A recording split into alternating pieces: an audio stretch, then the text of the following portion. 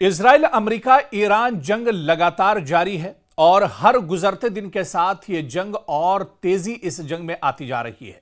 लगातार जहां पर इजराइल और अमेरिका के हमले ईरान और तेहरान पर जारी हैं, लगातार इजराइल लबनान पर हमले कर रहा है, लगातार इस जंग को लेकर बयानबाजियों का दौर भी चल रहा है। अमेरिकी राष्ट्रपति डोनाल्ड ट्रंप लगातार बयानबाजी कर रहे हैं। डोनाल्ड ट्रंप ये कह रहे हैं कि अब जंग दरअसल अपने इख्तिताम की तरफ बढ़ रही है, जंग का खात्मा होने वाला है, बहुत जल्द अमेरिका बहुत बड़ा ऑपरेशन करने वाला है। इस तरह की बयानबाजियों का दौर चल रहा है। लेकिन इस बीच आप देखिए कि जहां जंग का दायरा बढ़ा है, वहीं पर ईरान पूरी मजबूती के साथ इस जंग में खड़ा है। 1 महीने का वक्त गुजर चुका है, लेकिन इस जंग में ईरान पीछे हटने का नाम नहीं ले रहा है। दरअसल इस जंग को लेकर शुरू से ही आप देखिए, और क्योंकि अब तो इस जंग का 1 महीना हो चुका है, लेकिन शुरू से आप देखिए कि ये जंग जब से शुरू हुई है, 28 फरवरी से जब से इस जंग का आगाज हुआ है, उसके 1 दिन में कभी भी आपने ईरान की तरफ से यह बयान नहीं सुना होगा कि वो ईरान इस जंग को खत्म कर रहा है, ईरान इस जंग में पीछे हट रहा है, ईरान ये जंग लड़ना नहीं चाह रहा है, ईरान अब पस्त हो गया है, ईरान अब नाकाम हो रहा है, ईरान अब ये जंग नहीं लड़ेगा, ईरान ये जंग छोड़ रहा है। इस तरह का कोई भी बयान ईरान की तरफ से नहीं आया है, बल्कि ईरान ने अपनी शर्तें जरूर इस जंग में रखी। ईरान ने 5 शर्तें रखी थी कि अगर अमेरिका और इजराइल इन शर्तों को मान लेते हैं तो एक तरह से यह जंग रुक सकती है और ईरान इस जंग को एक तरह से रोक सकता है। ईरान ने पहले ही यह साफ कर दिया था कि यह जंग शुरू तो इजराइल और अमेरिका ने की है, लेकिन यह जंग अब उसी वक्त थमेगी जब ईरान चाहेगा। लेकिन अब आप देखिए कि यह जंग हर रोज के साथ बढ़ती जा रही है, और जैसे जैसे जंग आगे बढ़ रही है, वैसे वैसे ईरान और खतरनाक होता जा रहा है। ईरान का खतरनाक जो चेहरा है वो निकलकर सामने आ रहा है। IRGC की तरफ से लगातार हमले किए जा रहे हैं, पासदाराने इनकलाब में और मजबूती नजर आ रही है, और ये हमले दिन ब दिन जिस तरह से जंग बढ़ रही है, वैसे वैसे इन हमलों में शिद्दत भी आती जा रही है। अब आप देखिए कि जो खबरें गश्त कर रही हैं, मेरे पास जो लेटेस्ट खबरें इस वक्त हैं कि ईरान ने एक अमेरिका के F-15 जो लड़ाका तैयारा है उसको मार गिराया है।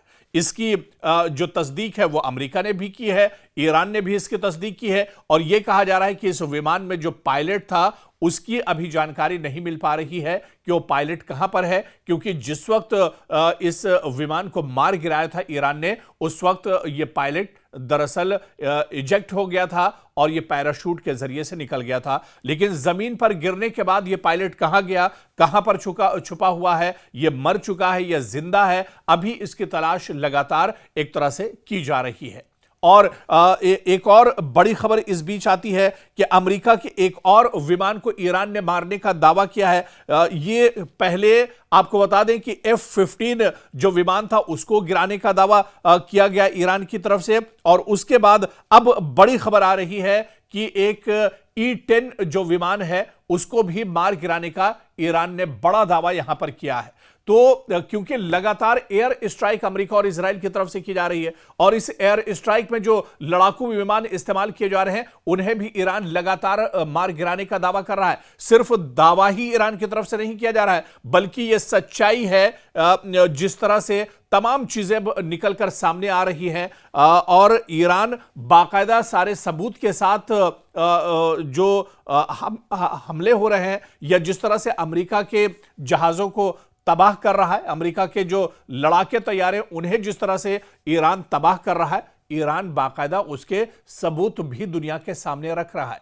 और ईरान ने, हालांकि अमेरिका ने यह दावा किया है कि उसने अपने पायलट को सुरक्षित बचा लिया है, लेकिन ईरान का यह कहना है कि उसका पायलट ईरान में ही कहीं पर मौजूद है, जहां पर यह लड़ाकू विमान गिरा है उसी आसपास में यह पायलट कहीं पर मौजूद है, और उसकी तलाश लगातार की जा रही है। तो जब से यह जंग शुरू हुई है, अमेरिका के कई लड़ाका जो तैयारे हैं, लड़ाका जो जहाज हैं, उन्हें दरअसल ईरान ने तबाह कर दिया है। हालांकि यह कहा जाता है कि एयरफोर्स के मामले में ईरान बहुत कमजोर है, ईरान के पास एयरफोर्स का कोई बहुत मजबूत मैकेनिज्म या फंक्शन उसके पास नहीं है, फिर भी ईरान अमेरिका को बहुत बड़ी झटका दे रहा है और बहुत बड़ी तबाही एक तरह से हो रही है अमेरिका और इजराइल की ईरान के अंदर, जिस तरह से ईरान ने अमेरिका के कई जेट तैयारों को मार गिराने का दावा किया है। और इस बीच आपको बता दें कि जिस तरह से अमेरिका ने बड़ा हमला किया है और तेहरान के अंदर एक बड़े पुल को धमाका करके एक तरह से उड़ा दिया है, इसकी तस्वीरें डोनाल्ड ट्रंप ने भी शेयर की थी और डोनाल्ड ट्रंप ने कहा था कि यह दरअसल पुल बहुत इंपॉर्टेंट ईरान के लिए था, यहीं से ईरान के ड्रोन गुजरते थे और उसके बाद एक तरह से इजराइल और अमेरिका पर हमले किए जाते थे। मशरिक़ वस्ता में दूसरी जगहों पर दरअसल हमले किए जाते थे। यह पुल, यह ब्रिज बहुत इंपॉर्टेंट था, B1 ब्रिज, जिसे एक तरह से अमेरिका ने नेस्तनाबूद कर दिया और गिरा दिया है। बाकायदा इसकी तस्वीरें सोशल मीडिया पर जारी की गई। डोनाल्ड ट्रंप ने खुद अपने एक्स ट्विटर पर यह तस्वीरें एक तरह से साझा की हैं। लेकिन इस बीच ईरान ने बड़ा ऐलान किया है। ईरान ने कहा है कि जब हमारे यहां का जो सबसे अहम पुल है उसे गिराया गया है, तो अब मिडिल ईस्ट में जितने इंपॉर्टेंट ब्रिज हैं, जितने इंपॉर्टेंट पुल हैं, अब वो भी एक तरह से सलामत नहीं रहेंगे और उन पुलों पर भी अब एक तरह से हमले किए जाएंगे। तो अब ईरान ने भी धमकी दी है और ईरान ने पूरे मशरिक़ वस्ता में जितने इंपॉर्टेंट ब्रिज हैं उन ब्रिज पर हमले करने का ऐलान किया है। और ईरान ने कहा है कि जितने राब्ते हैं इस पुल के जरिए से, जो एक शहर को दूसरे शहर से जोड़ते हैं, एक मुल्क को दूसरे मुल्क से जोड़ते हैं, इन पर भी अब यह हमले दरअसल तेज किए जाएंगे।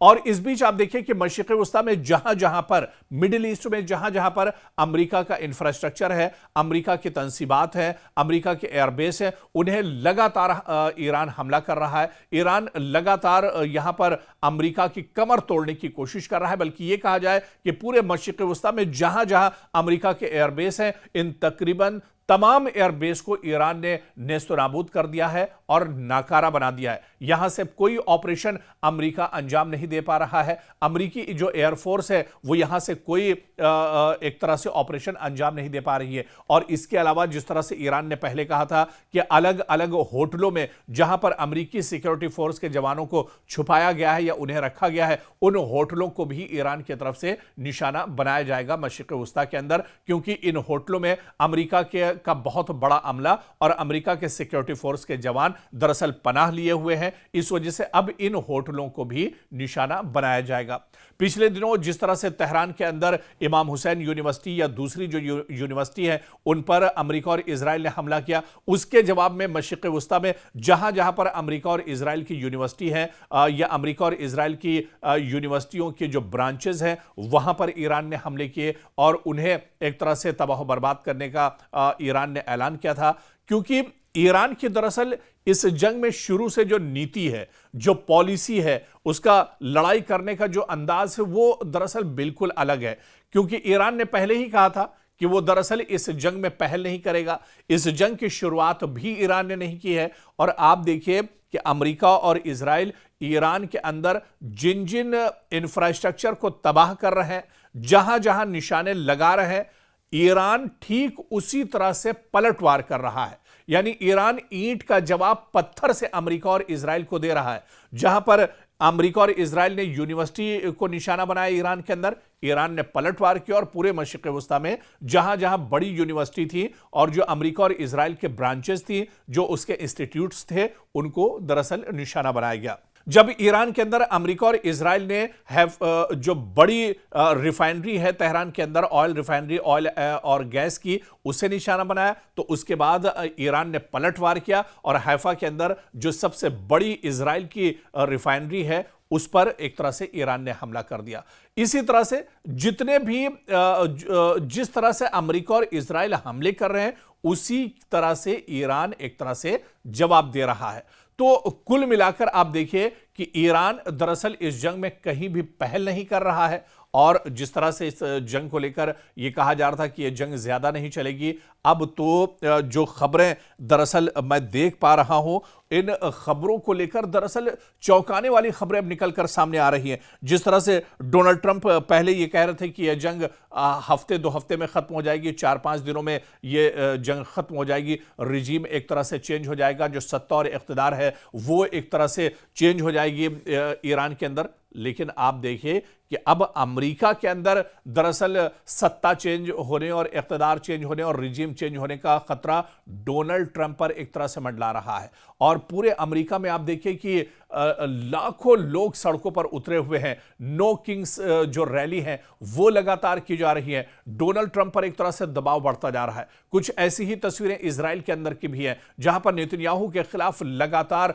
प्रोटेस्ट और एहतजाज हो रहे हैं। उन पर दबाव बनाने की लगातार कोशिश की जा रही है, क्योंकि अमेरिका और इजराइल के लोग ये मानते हैं कि यह जंग दरअसल जबरदस्ती थोपी गई है, जबरदस्ती ईरान के ऊपर यह जंग थोपी गई है। इस जंग की कोई जरूरत दरअसल ईरान, इजराइल या अमेरिका को नहीं थी, लेकिन सिर्फ मशरिक़ वुस्ता में कब्जा करने के लिए, ग्रेटर इजराइल का जो ख्वाब है उसे पूरा करने के लिए यह बड़ा हमला दरअसल इजराइल और अमेरिका की तरफ से किया गया है।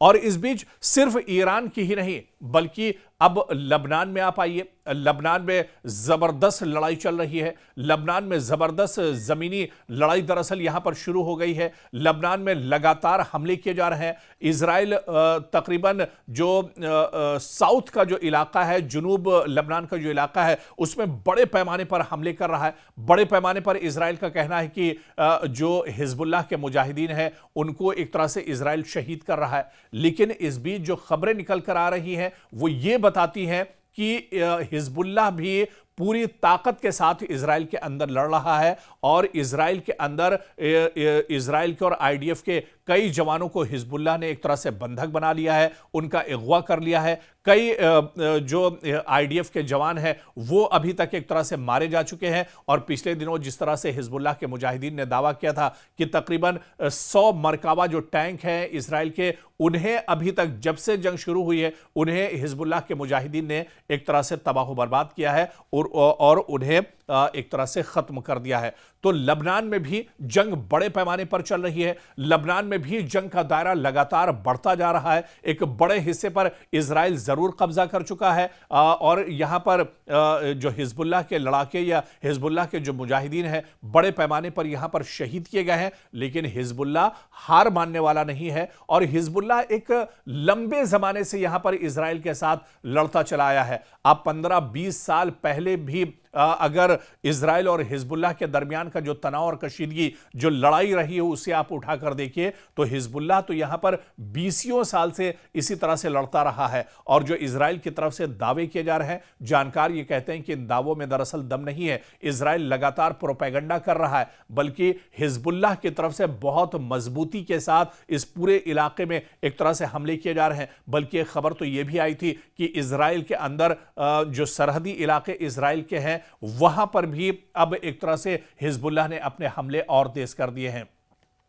तो एक तरफ ईरान के हमले लगातार जारी हैं और इस बीच हिजबुल्लाह की तरफ से भी लगातार इजराइल पर हमले किए जा रहे हैं। इजराइल का जो आईडीएफ का इंफ्रास्ट्रक्चर है, जो उसके कमांड सेंटर्स हैं, उनको लगातार हिजबुल्लाह की तरफ से निशाना बनाया जा रहा है। हिजबुल्लाह ने बड़ा दावा किया था कि एक जो ड्रोन बनाने की फैक्ट्री है, उस फैक्ट्री को भी हिजबुल्लाह ने इजराइल के अंदर हमला किया था और उसे भी एक तरह से तबाह बर्बाद कर दिया था। तो इजराइल पर प्रेशर बहुत ज्यादा है, बिन्यामिन नेतन्याहू पर दबाव बहुत ज्यादा है। लगातार ये हमले हो रहे हैं। सिर्फ ईरान की तरफ से ही हमले नहीं हो रहे हैं, बल्कि ये हमले हिजबुल्लाह की तरफ से भी हो रहे हैं। और इस बीच जो बड़ी खबर आई थी कि जो हूसी मुजाहिदीन हैं उनकी तरफ से भी अब हमले शुरू हो गए।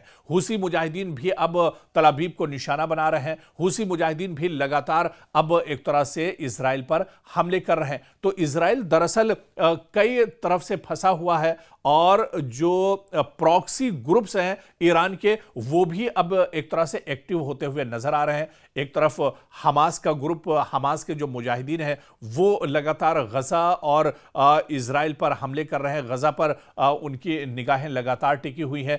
रेड सी के अंदर अगर आप इस पूरे खित्ते के अंदर आते हैं तो रेड सी में जो हूसी मुजाहिदीन हैं वो पूरी ताकत के साथ एक तरह से अब डट कर खड़े हैं और मैदान में उतर आए हैं। शुरू में यही कहा जा रहा था कि असल हूसी लड़ाके कहां पर हैं, हूसी अभी तक इस जंग में क्यों नहीं आई है, लेकिन जो हूती या हूसी जो मुजाहिदीन हैं वो भी अब मैदान में उतर कर आ गए हैं। इसके अलावा आप देखिए कि हिजबुल्लाह की लड़ाई जोर शोर के साथ चल रही है। हिजबुल्लाह पूरी ताकत के साथ मैदान में डटा हुआ है। और जो एक बड़ी खबर चेचन मुजाहिदीन को लेकर आई थी, चेचन जो लड़ाके हैं उनको लेकर आई थी, तो चेचन मुजाहिदीन ने यह बड़ा दावा किया था कि अगर अमेरिका या इजराइल की तरफ से जमीनी कार्रवाई ईरान की तरफ से शुरू होती है तो वो ईरान के सपोर्ट में एक तरह से आएंगे और ईरान के शाना बशाना एक तरह से खड़े होंगे। पासदारानी इनकलाब के साथ मिलकर वो इस लड़ाई में एक तरह से शामिल होंगे। तो अब जंग का दायरा दरअसल बढ़ता जा रहा है और इसी वजह से जो एक्सपर्ट हैं और वो माहिरीन कहते हैं कि यह जंग सिर्फ मिडिल ईस्ट तक अब महदूद नहीं रही है, बल्कि जंग का दायरा अब बढ़ रहा है। एक तरफ जहां पर अमेरिका और इजराइल है तो वहीं पर अब इस जंग का दायरा दरअसल इस तरह से भी बढ़ रहा है क्योंकि अबनाए हुर्मुज को लेकर अमेरिका ने पूरी दुनिया से दरअसल मदद मांगी थी, यूरोपियन कंट्रीज से उन्होंने मदद मांगी थी, गल्फ के जो ममालिक हैं, जो अरब ममालिक हैं, उनसे भी दरअसल मदद मांगी थी अमेरिका ने। लेकिन अमेरिका की मदद के लिए कोई खड़ा नहीं हुआ क्योंकि अमेरिका की जो पॉलिसी है उसे दरअसल अब दुनिया एक तरह से समझ चुकी है। अमेरिका दरअसल शुरू से ही यह करता रहा है कि जो कमजोर ममालिक हैं उन पर प्रेशर बनाता है, उन पर जोर जबरदस्ती की जाती है। पहले चाहे वेनेजुएला की मिसाल आपके सामने है, अफगानिस्तान की मिसाल आपके सामने है, इराक की मिसाल आपके सामने है, मौजूदा में आप देखिए कि ईरान की मिसाल आपके सामने है। तो दुनिया दरअसल अब ईरान की जो अमेरिका की जो पॉलिसी है उसे दरअसल समझ चुकी है। इसी वजह से नेटो ने दरअसल मना कर दिया इस जंग में शामिल होने से, ब्रिटेन ने दरअसल मना कर दिया इस जंग में शामिल होने से, स्पेन ने सीधे सीधे मना कर दिया इस जंग में शामिल होने से। तो कुल मिलाकर आप देखिए कि अमेरिका कहीं ना कहीं इस जंग में बहुत बुरी तरह से फंसा हुआ है और इस जंग का दायरा भी लगातार बढ़ता जा रहा है।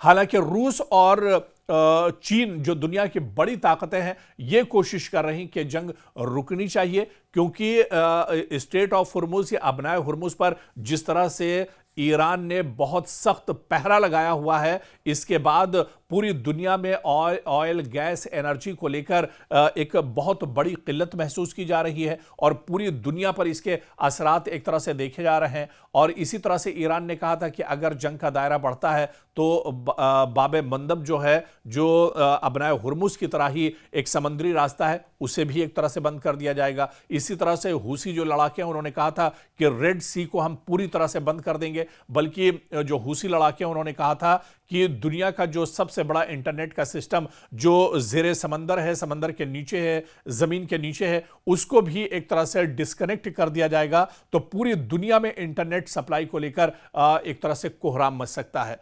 तो कहीं ना कहीं जंग का दायरा लगातार बढ़ रहा है, जंग के असरात अब पूरी दुनिया पर एक तरह से देखने को आ रहे हैं। लेकिन जिस तरह से अमेरिका की तरफ से बयानबाजी हो रही है, यह जंग कहां पर थमेगी, कितनी लंबी यह जंग चलेगी, क्योंकि ईरान ने कहा है कि शुरुआत इजराइल और अमेरिका ने की है, लेकिन यह जंग जब ही थमेगी जब ईरान इसमें पहल करेगा। ये ईरान दरअसल ये कोशिश करेगा, जब ईरान चाहेगा कि यह जंग अब रुक जाए तभी यह जंग एक तरह से रुक सकती है।